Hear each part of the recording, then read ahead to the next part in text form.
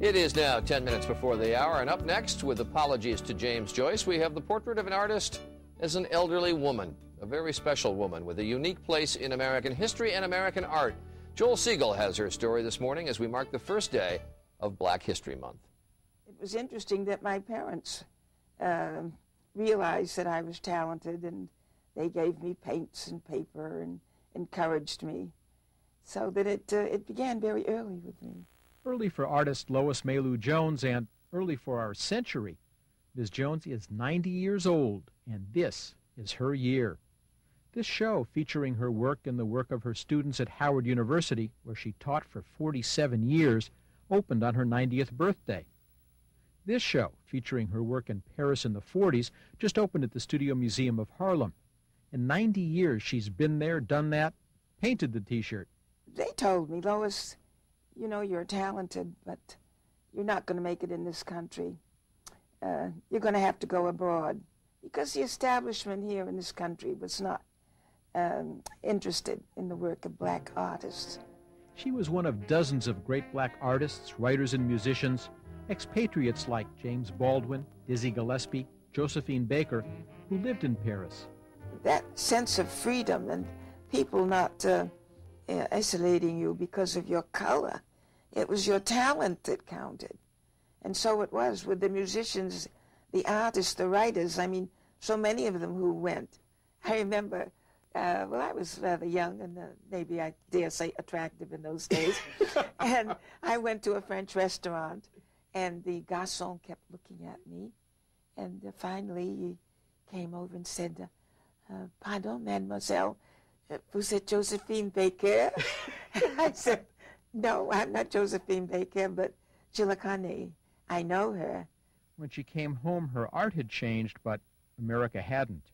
I went on 57th Street with my impressionist works, street scenes and beautiful paintings of Paris.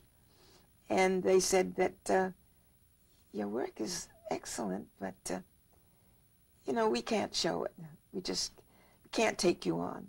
And so I decided to put my work in crates and ship them to the national museums. They all made the shows, and I would go to the openings and see my work hung and feel happy about it. I remember one occasion when one of the white guards came over to me, saw me looking at my painting right in the center of a group in the Philadelphia Academy of Design show. And he looked at me and looked at the painting. He said, "I guess you like art." But I didn't tell him. I said, "What's the use?" This is one of her watershed works, Les Fétiches. It's now in the National Museum of American Art. Paris taught her about painting, but Haiti and Africa taught her about art.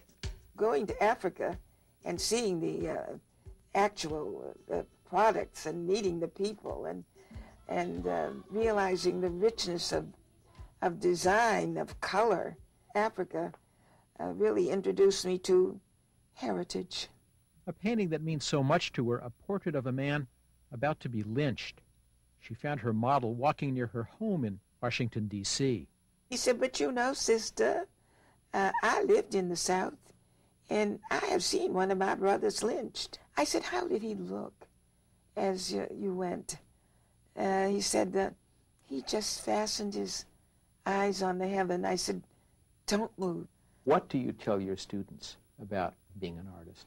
I just hope that what I have done and what my colleagues have done over the years will inspire them to achieve and to take their place in American art. Magnificent variety in her work. Lois Mailou Jones. We'll be back.